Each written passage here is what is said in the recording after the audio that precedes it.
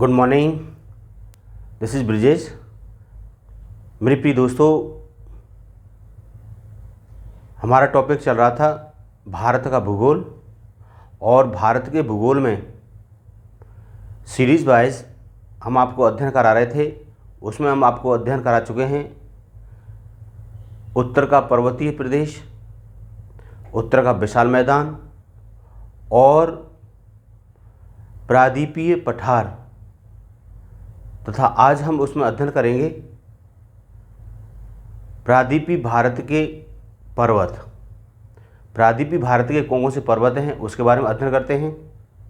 Clear दोस्तों? तो प्रायद्वीपीय भारत के जो पर्वत हैं वो प्रमुख पर्वत हैं, जिस तरह से अरावली पर्वत,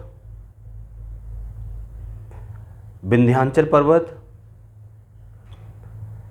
इधर गुजरात में कई एक छोटी छोटी पहाड़ियाँ हैं, जिस तरह से गिर पहाड़ी, गिरनार पहाड़ी, वर्धा पहाड़ी, मांडव पहाड़ी या कच्छ पहाड़ी। विंध्याचल पर्वत को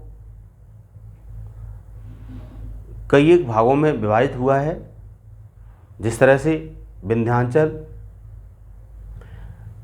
कैमूर, भारनेर, पारसनाथ तथा सतपुड़ा पर्वत और पश्चिमी घाट के जितने भी पर्वत श्रेणियाँ हैं, जिस तरह से उत्तरी सह्याद्री, मध्य सह्याद्री, दक्षिण सह्याद्री। यानी सह्याद्री मीन्स है, यानी सह्याद्री का नाम पड़ा जो महाराष्ट्र के नाम पर पड़ा है। महाराष्ट्र में जो सह्याद्री यानी उत्तरी सह्याद्री, दक्षिण सह्याद्री और मध्य सह्याद्री के नाम से भी जाना जाता है। इसके बारे में अध्ययन करेंगे। यानी कि अरावली पर्वत से लेकर के कन्याकुमारी के अंतरीप तक 1900 किलोमीटर में फैला हुआ है। और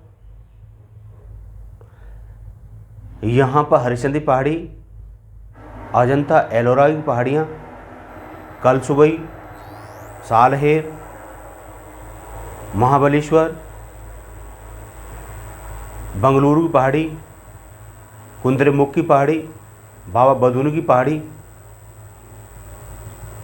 तथा यहीं पर दक्षिण में देखें तो अन्नामलाई, अगस्त्यमलाई। अन्नामलाई की सबसे ऊंची चोटी अनाईमुड़ी, नीलगिरी पर्वत, जावड़ी पहाड़ी, सेवराई पहाड़ी। क्लियर दोस्तों? और इसी आपकी इस नीलगिरी पर्वत पर ही एक दोदा बेटा इसकी ऊंची चोटी है।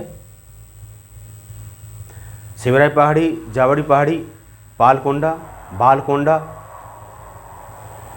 नन्नामलाई, शेषाचलन की पहाड़ियाँ, महेंद्रगिरी, विशाखापट्टनम तथा बाबा बदून की पहाड़ियों के साथ साथ बेलाडीला,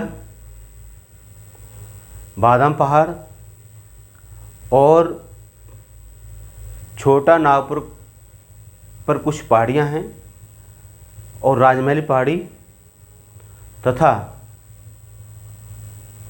पूर्व उत्तर क्षेत्र में मेघालय में गारो, खासी, जयंतिया, बरेल आदि पहाड़ियाँ प्रायद्वीपीय पठार में स्थित हैं। क्लियर दोस्तों?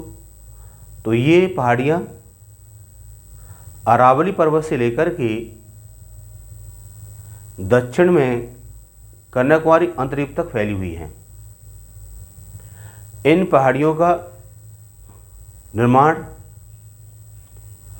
सबसे प्राचीन जो पहाड़ी है विश्व की, अरावली पर्वत, यह एक अवशिष्ट पर्वत है जिसका निर्माण प्री कैम्ब्रियन एरा में हुआ था और अरावली पर्वत की सबसे ऊंची चोटी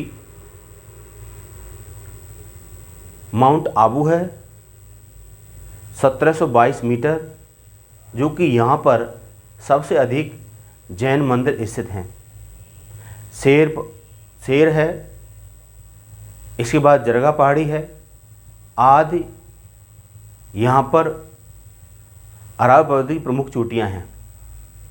क्लियर दोस्तों। इसके बाद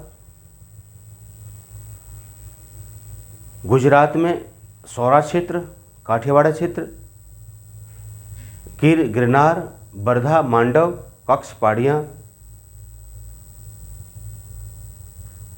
तथा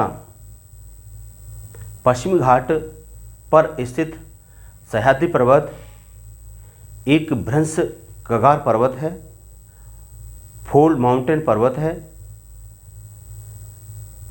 जिससे देखा जाए कि यहाँ पर सह्याद्री का नाम महाराष्ट्र के नाम पर पड़ा। सह्याद्री को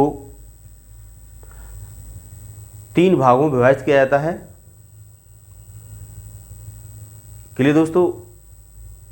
तो इसकी जो सह्याद्री, उत्तरी सह्याद्री यानी north Sahyadri, middle Sahyadri, south Sahyadri. North Sahyadri में 650 किलोमीटर फैली हुई है। ताप्ती नदी से लेकर के मलप्रभा नदी तक ये फैला हुआ है। क्लियर दोस्तों। और इस नदी के मध्य में जितनी भी हमारी चट्टानें हैं, ग्रेनाइट, नीस और क्रेटेशियस कल्प की बनी हुई है। यहाँ पर सबसे अधिक ज्वालामुखी निर्मित चट्टानें मिलती हैं। क्लियर दोस्तों। विंध्याचल पर्वत की बात करें तो विंध्याचल पर्वत 700 से 1200 किलोमीटर क्षेत्र फैला हुआ है, उसकी ऊंचाई है। और विंध्याचल पर्वत विंध्याचल, भारनेर, कैम्बूर, पारसनाथ इसकी सबसे ऊंची चोटी है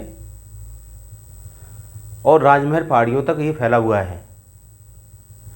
यानी कि राजस्थान से लेकर के बिहार तक यह विस्तृत है। इसका जो ढाल है पूर्व की तरफ है। क्लियर दोस्तों। तो यहाँ से ये क्वेश्चन बनता है, विंध्याचल का क्रम पूछ लेता है। सतपुड़ा पर्वत भी एक सतत माला के रूप में विस्तृत है, जिसमें सतपुड़ा पर्वत, पिपलिहारा, महादेव, मैकाल पर्वत। महादेव की सबसे ऊंची चोटी धूपगढ़ है। इसकी ऊंचाई 1350 मीटर है। इसके बाद अमरकंटक की ऊंचाई 1117 मीटर है और अमरकंटक की एरिया 37 है। और यहीं पर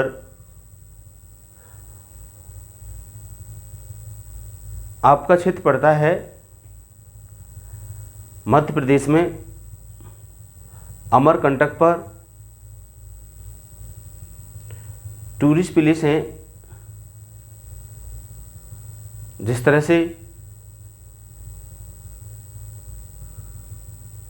जैसे जैसे हम पश्चिम तरफ आते हैं तो यहाँ एक भ्रंश मिलता है। इन भ्रंश घाटी में से होकर के 2 नदियाँ गुजरती हैं, जो कि इन्हें पश्चिम की ओर प्रभावित होने वाली नदियों के नाम से जाना जाता है, उल्टी बहने वाली नदियों के नाम से जाना जाता है, जैसे नर्मदा और ताप्ती। नर्मदा नदी का उद्गम अमरकंटक से होता है। क्लियर।